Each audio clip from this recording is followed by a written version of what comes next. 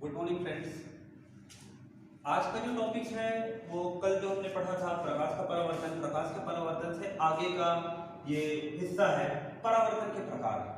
परावर्तन के प्रकार का तात्पर्य है कि परावर्तन कितने प्रकार से होता है, इसके जो प्रकार है, इसका जो टाइप्स है, इसका जो क्लासिफिकेशन होता है उसका आधार है सतह के ऊपर। अर्थात सतह जिस प्रकृति का होगा उस प्रकार से परावर्तन की भी प्रकृति होगी। तो सतह कितने प्रकार के होते हैं? सतह मुख्यतः दो रूप में होते हैं, एक होता है चिकना सतह और एक होता है खुरदुरा सतह। इसका मतलब है smooth surface and rough surface.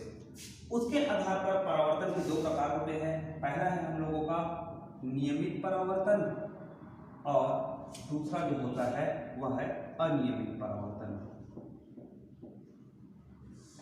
अनियमित परावर्तन।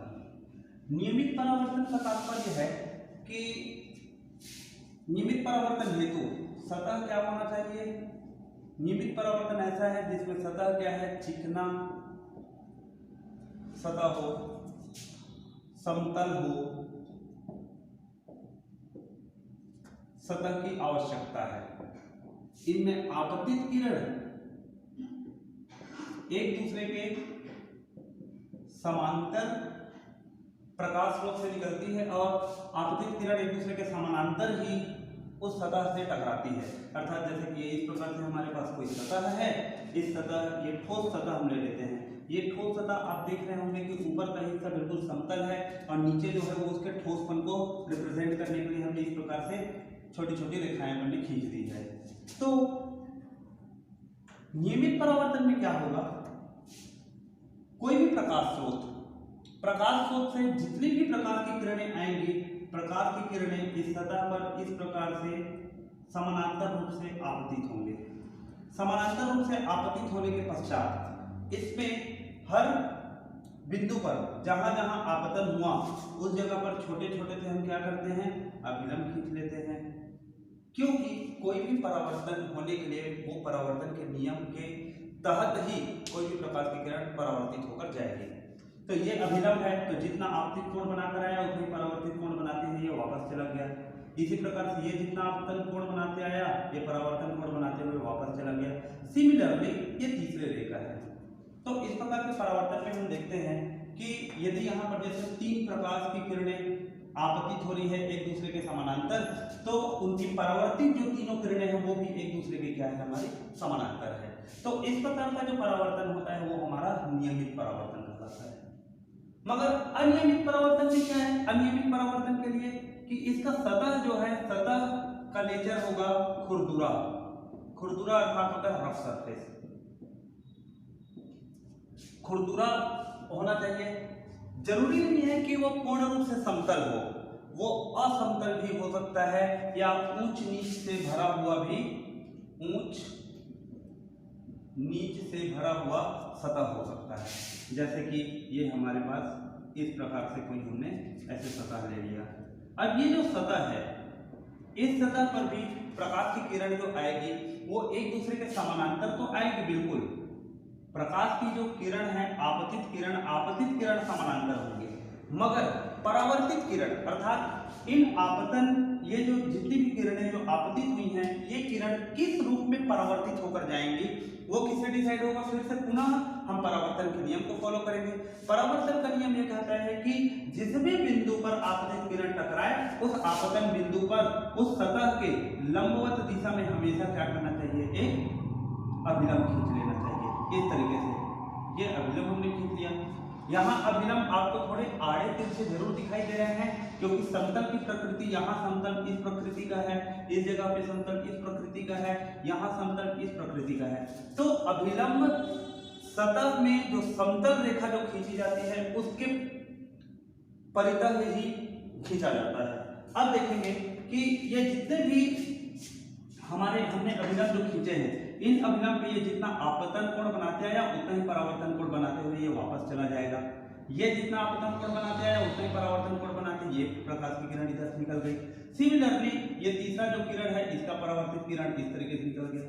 अब आप देखेंगे कि इसमें ये तीनों जो किरणें हैं, ये तीनों किरणें आपतित किरण है जो कि एक दूसरे के समानांतर है, मगर इन तीनों की जो परावर्तित किरण है ये तीनों एक दूसरे के समानांतर नहीं है, तो ये अनियमित परावर्तन कहलाता है। तो नियमित और अनियमित परावर्तन का तात्पर्य यही है कि ऐसा परावर्तन जो चिकने या समतल सतह पर हो और जिसमें प्रकाश की किरणें, आपतित किरण एक दूसरे के समानांतर हो और उसी प्रकार से परावर्तित किरणें भी एक दूसरे के समानांतर हो, ऐसे परावर्तन को हम नियमित परावर्तन कहते हैं। जबकि अनियमित परावर्तन किस पर होता है, ये खुरदुरा सतह या ऊंच नीच वाले जगह पर होता है, रफ सरफेस पर होता है। इसमें आपतित किरण तो एक दूसरे के समानांतर आपतित होती हैं, जिस बिंदु पर टकराते हैं वहां अभिलंब खींचने के पश्चात जब परावर्तन का नियम लगाएंगे तो हम देखते हैं कि इसमें से जितने भी प्रकाश की किरणें हैं, ये प्रकाश की किरण अपने परावर्तन के नियम को फॉलो करते हुए जब ये बाहर जाते हैं तो ये एक दूसरे के समानांतर नहीं होते। इसमें एक और महत्वपूर्ण चीज है कि नियमित परावर्तन जितने दुनिया में जितने भी प्रतिबिंब की रचना होती है, मूल रूप से वो प्रतिबिंब की रचना नियमित परावर्तन के कारण होती है, अर्थात परावर्तन के कारण जो प्रतिबिंब की रचना होती है। अपवर्तन से भी प्रतिबिंब की रचना होती है, हम उसे लेंस वाले टॉपिक में आगे के सेक्शन में देखेंगे। अनियमित परावर्तन के कारण कोई भी प्रतिबिंब का निर्माण नहीं होता।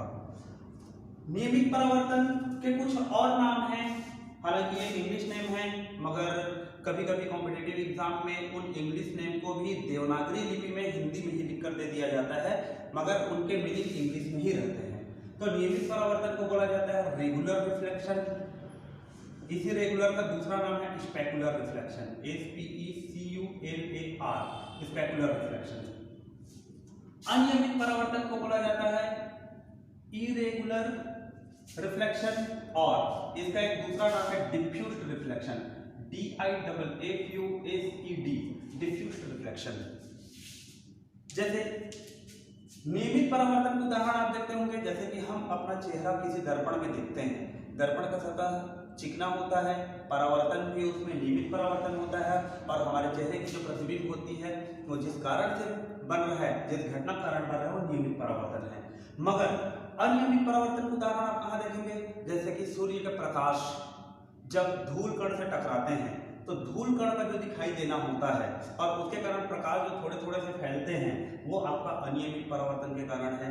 चांद की सतह को हम देखते हैं तो चांद की सतह को जनरली हम देखते हैं तो वो कभी हमको प्लेन दिखाई नहीं देता, वो हमको कर्व रूप में दिखाई देता है, जिस आकृति में चांद है वास्तव में। तो चांद का सतह कैसा है, खुरदुरा सतह है, ऊंच नीच उच्चावच भरा हुआ सतह है, इसलिए सूर्य की प्रकाश जब उसमें पड़ती है तो उसमें से रिफ्लेक्शन, इवन रिफ्लेक्शन नहीं होता, अर्थात समरूप में परावर्तन नहीं होता, अनियमित परावर्तन होता है। तो चांद का सतह को देखना या किसी भी क्षुद्र ग्रह की सतह को यदि हम देखते हैं तो वो अनियमित परावर्तन के कारण होता है। ये ऐसे कुछ उदाहरण हैं, जैसे कि एक बार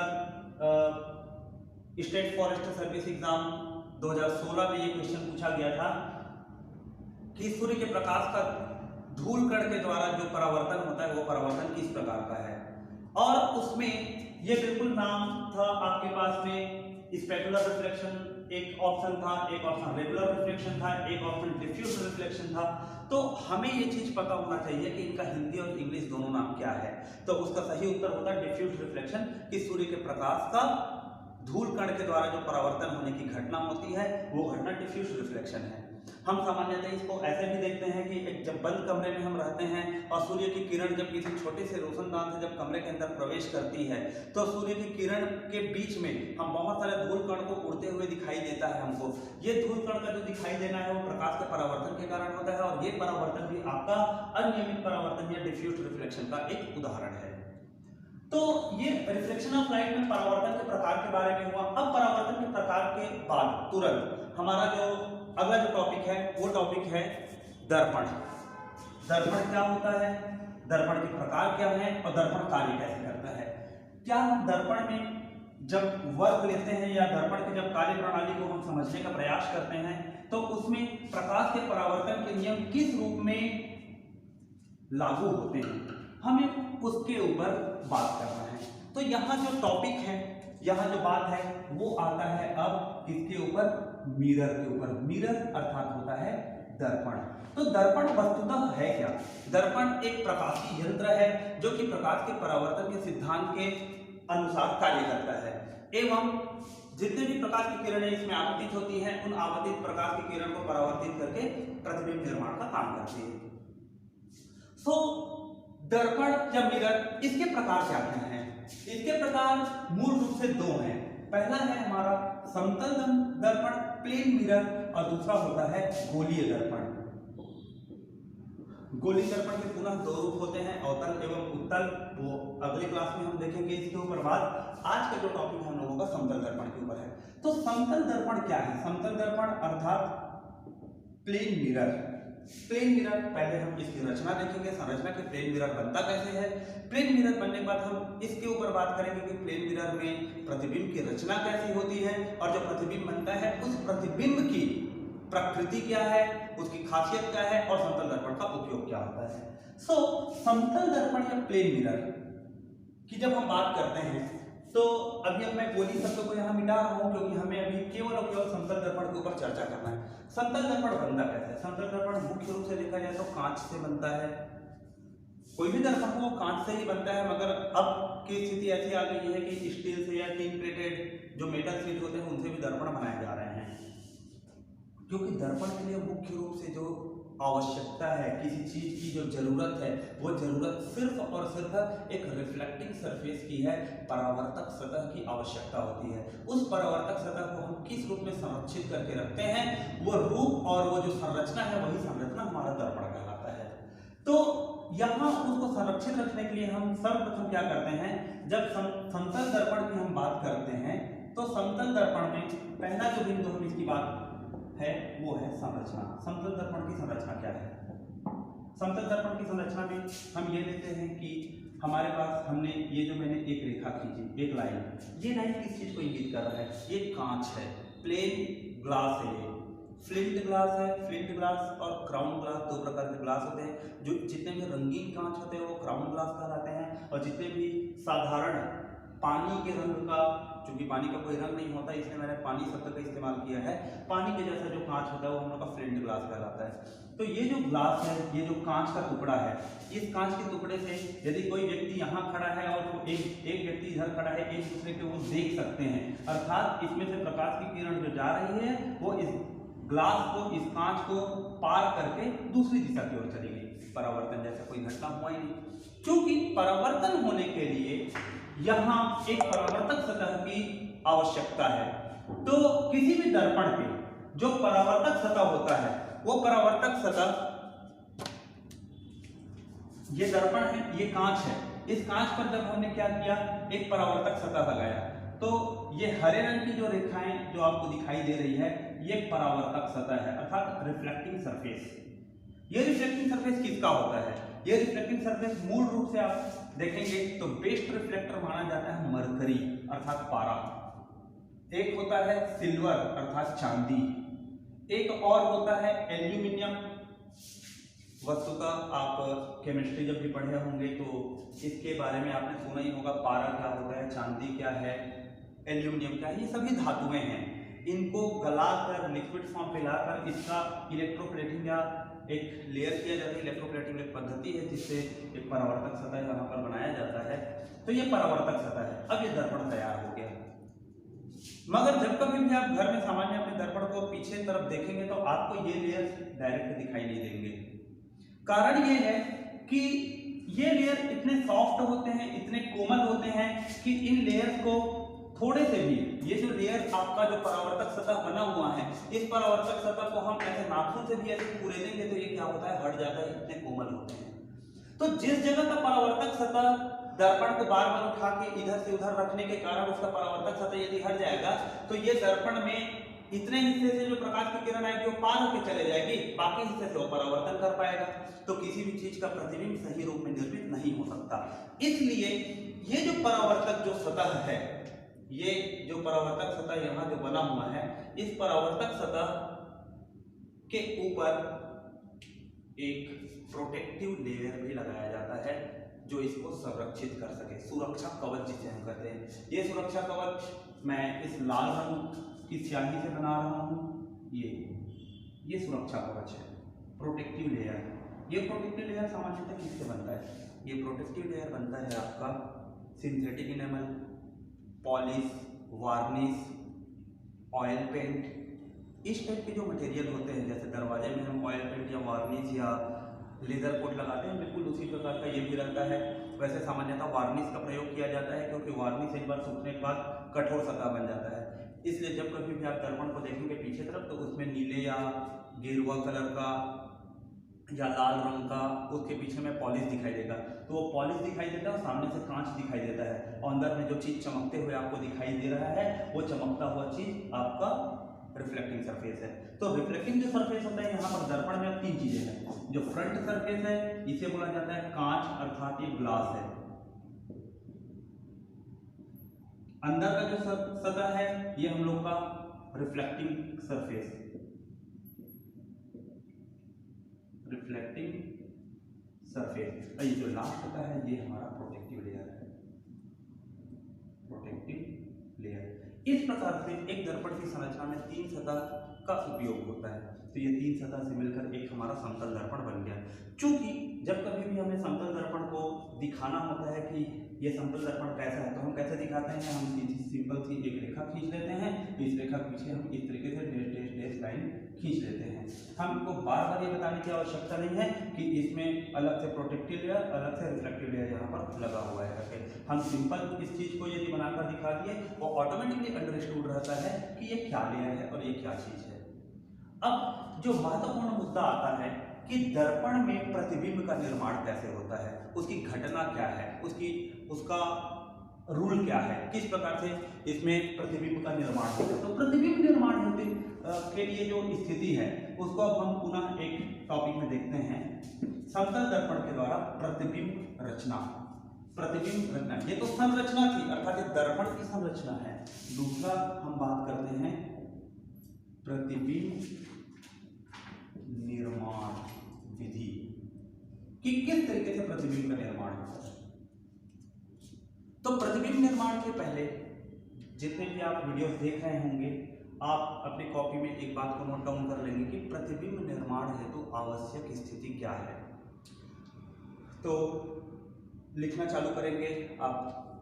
प्रतिबिंब निर्माण हेतु जरूरी एवं आवश्यक स्थिति यह है कि कम से कम दो परावर्तित या अपवर्तित किरणें परावर्तन अथवा अपवर्तन के पश्चात एक दूसरे को प्रत्यक्ष या अप्रत्यक्ष रूप से किसी बिंदु पर काटे और जिस बिंदु पर इनका कटान होगा उस बिंदु पर प्रतिबिंब का निर्माण होगा। अब यह परिभाषा समाप्त हो गया प्रतिबिंब रचना का, मगर जब बात उठी इस चीज को लेकर कि कम से कम दो किरणों की क्यों आवश्यकता है, उसका रीजन यह है एक बिंदु ज्ञात करने के लिए, कोई भी एक फिक्स पॉइंट ज्ञात करने के लिए कम से कम दो किरणों का किसी एक बिंदु पर टकराना आवश्यक है।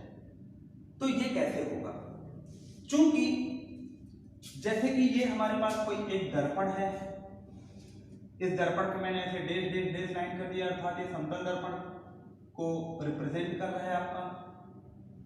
अब ये बात आती है कि मान लेते हैं कि यहाँ कोई एक प्रकाश का स्रोत है इस बिंदु पर। ये जो बिंदु है ये वस्तु है। वस्तु हम हर उस चीज को कहते हैं जिससे प्रकाश बाहर निकलती है, चाहे प्रत्यक्ष रूप से हो चाहे अप्रत्यक्ष रूप से। अब प्रत्यक्ष और अप्रत्यक्ष प्रकाश बाहर निकलने का तात्पर्य यह है जैसे कि बल्ब वो प्रत्यक्ष स्रोत है क्योंकि उसके अंदर में विद्युत ऊर्जा प्रकाशीय ऊर्जा में परिवर्तित होकर बाहर निकल रहा है। लेकिन जैसे कि आप किसी दूसरे वस्तु को देखते हैं, आपने ब्लैक बोर्ड को देखा, आप चेयर को देखते हैं, आप दीवार को देखते हैं, ये प्रकाश के अप्रत्यक्ष स्रोत हैं क्योंकि ये इनके खुद के प्रकाश नहीं होते, ये बाहर कहीं से जो प्रकाश आता है उसे परावर्तित करते हैं। मगर चूंकि प्रकाश तो उस दीवार से बाहर निकल के आ रहा है तो इसलिए वो प्रकाश का स्रोत हुआ, इसलिए वो वस्तु हुआ, मगर प्रकाश चूंकि वो खुद से जनरेट नहीं कर रहा है इसलिए ऐसी वस्तुएं प्रकाश के अप्रत्यक्ष स्रोत के रूप में जाने जाते हैं। अब बात करते हैं कि ये वस्तु है, इस वस्तु से यदि देखा जाए तो 360 डिग्री में संपूर्ण गोलाकार रूप में सभी दिशाओं में प्रकाश की किरणें बाहर निकलेंगी। मगर प्रतिबिंब निर्माण के लिए या उस विधि को समझने के लिए हमें केवल कम से कम दो प्रकाश किरणों की आवश्यकता होगी। तो हम ये मान लेते हैं कि इस बिंदु से, इस प्रकाश के स्रोत से, इस वस्तु से कम दो प्रकाश की किरणें ऐसे निकल रही है जो कि इस दर्पण को जाकर टकराए। क्योंकि जब तक दर्पण से टकराएगा नहीं तब तक परावर्तन होगा नहीं, परावर्तन नहीं होगा तब तक प्रतिबिंब का निर्माण नहीं होगा। तो हम ये देखते हैं कि इस बिंदु से किसी भी दिशा में दो प्रकार की किरणें निकालते हैं जो कि इस दर्पण को जाकर टच करे या टकराए। तो हमने मान लिया कि यहाँ से एक प्रकाश की किरण इस तरीके से गया और एक प्रकाश की किरण ऐसे करके, ये दो प्रकाश की किरणें हैं जो इस वस्तु से निकली और जाकर दर्पण में टकरा गया।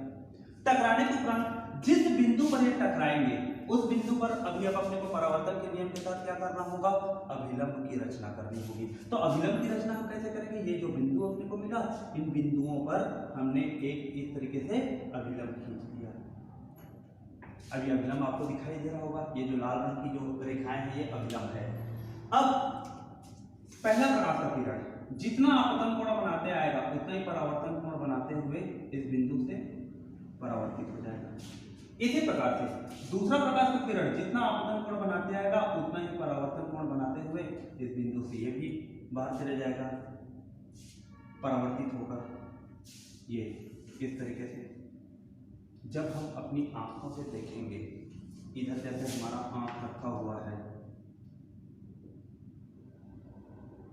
ये हम अपनी आंखों से जब देखेंगे तो हमें क्या दिखाई देगा, क्योंकि देखिए ये दोनों प्रकाश की किरण इस तरीके से ऐसे बाहर जा रही है। बाहर किस तरीके से जा रही है कि ये एक दूसरे से दूर होते जा रही है। क्या ये दोनों प्रकाश की किरण जो एक दूसरे से दूर जा रहे हैं एक दूसरे को भविष्य में कहीं भी इंटरसेक्ट कर सकते हैं, कहीं भी प्रतिच्छेद कर सकते हैं? नहीं कर सकते। इसीलिए हमारे आंख को यह प्रतीत होता है कि ये दोनों प्रकाश की किरण इस तरफ मौजूद किसी बिंदु से निकल कर आ रहे हैं, अर्थात ये इधर हमने कोई एक बिंदु लिया और हमें हमारी आंखों को यह प्रतीत होता है कि प्रकाश की किरण इस बिंदु से इस तरीके से निकलकर सीधे सीधे आ रही है। तो ये जो बिंदु हमको दिखाई दिया, ये बिंदु क्या है, इस वस्तु का प्रतिबिंब है। कल की क्लास में हमने ये पढ़ा था प्रकाश सीधी रेखा में गमन करती है। हमारे आंख को कभी ये जज नहीं होगा कि ये जो दोनों प्रकाश की किरणें आ रही है वो पहले इस जगह से निकली यहाँ से मुड़कर वापस आ रही है। हमारे आंख को हमेशा प्रतीत होगा कि ये दो प्रकाश की किरण इस बिंदु से ही निकलकर इस तरीके से आ रही है, अर्थात ये जो वस्तु है ये उस वस्तु का क्या मिल गया, हमें प्रतिबिंब मिल गया। तो इस प्रकार से ये जो घटना होती है, जैसे ये एक बिंदु के लिए बना, इसी प्रकार से यदि हमने इसको पूरा एक वस्तु ले लिया इस तरीके से, ये पूरे वस्तु का यहाँ प्रतिबिंब निर्माण हो जाएगा। तो ये वस्तु का प्रतिबिंब निर्माण की ये विधि है। अब इस प्रतिबिंब की प्रकृति के बारे में हम चर्चा करेंगे। तो वस्तु की प्रतिबिंब की जो चर्चा होगी वो किन किन बातों को लेकर होगी। तो इसकी जो प्रकृति है, ये जो प्रतिबिंब जो बना, इस प्रतिबिंब की प्रकृति अर्थात इसका नेचर। तो सर्वप्रथम जो होता है इसका नेचर वो है कि ये जो प्रतिबिंब बना ये कौन सी प्रकृति का है। हमें ये देखना होगा कि ये दोनों प्रकाश की किरणें जो एक दूसरे को इस बिंदु पर काट रहे हैं जिसके कारण प्रतिबिंब का निर्माण हुआ, क्या ये दोनों प्रत्यक्ष प्रकाश की किरण है? क्योंकि प्रत्यक्ष प्रकाश इस बिंदु से निकलकर आया, इस पॉइंट से निकलकर आ रहा है और इधर वापस चले गया, तो कोई भी प्रकाश की किरण दर्पण के पीछे नहीं आई, अर्थात दर्पण के पीछे जो प्रकाश की किरण हमें दिखाई दे रही है वो किस प्रकार की प्रकृति की है, वो अप्रत्यक्ष है। तो जब कभी भी दोनों प्रकाश किरण में से कोई एक किरण भी यदि अप्रत्यक्ष किरण है, उस स्थिति में प्रतिबिंब की प्रकृति हो जाती है आभासी, अर्थात वर्चुअल, आभासी प्रतिबिंब या वर्चुअल प्रतिबिंब इमेज बोला जाता है इसको। दूसरा ये बना दर्पण के पीछे। अब ब्रैकेट में मैं लिखता हूं D1 = D2। इसका तात्पर्य यह है कि वस्तु दर्पण से जितनी दूरी पर मौजूद है, प्रतिबिंब भी दर्पण के अंदर उतनी ही दूरी पर स्थित है। ये D1 है अर्थात वस्तु की दर्पण से दूरी, और ये D2 है प्रतिबिंब की दर्पण से दूरी।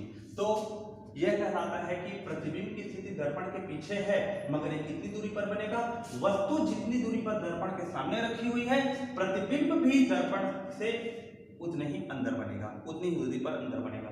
तो D1 = D2। तीसरी इसकी जो प्रकृति है वो ये है समान आकार। समान आकार मीन्स सेम साइज, अर्थात ये प्रतिबिंब जो है वस्तु का आकार जितना बड़ा होगा उतना ही बड़ा आपका प्रतिबिंब का आकार होगा। यदि वस्तु की ऊंचाई 10 सेंटीमीटर है तो प्रतिबिंब की भी ऊंचाई 10 सेंटीमीटर होगी। और इसकी जो चौथी प्रकृति है वो है सीधा प्रतिबिंब का निर्माण। सीधा प्रतिबिंब मतलब इरेक्ट इमेज। इसका तात्पर्य यह है कि यदि वस्तु को हमने सीधा रखा इस तरीके से तो प्रतिबिंब भी हमारे बिल्कुल सीधे सीधे बन रहे हैं। तो ये समतल दर्पण की संरचना क्या होती है, समतल दर्पण के द्वारा प्रतिबिंब रचना की विधि क्या है, और जो प्रतिबिंब का निर्माण हुआ उस प्रतिबिंब की प्रकृति क्या है, ये इस क्लास का ये टॉपिक था। यदि इसमें किसी भी प्रकार की आपको कोई भी डाउट आते हैं तो आप नीचे कमेंट कर सकते हैं, और प्लीज़ एक बार चैनल को आप लाइक एंड सब्सक्राइब कर दीजिएगा।